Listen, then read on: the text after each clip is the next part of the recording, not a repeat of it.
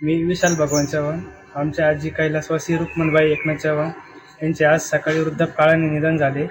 जगद्गुरू रामानंदाचार्य नरेंद्रचार्यजी प्रेरित होऊन आजीने मरणोत्तर देहदान नेत्रदान करण्याची इच्छा केली होती. देहदान काही कारणास्तव आम्ही करू शकलो नाही, तरी पण त्यांच्या इच्छेनुसार नेत्रदान करत आहोत.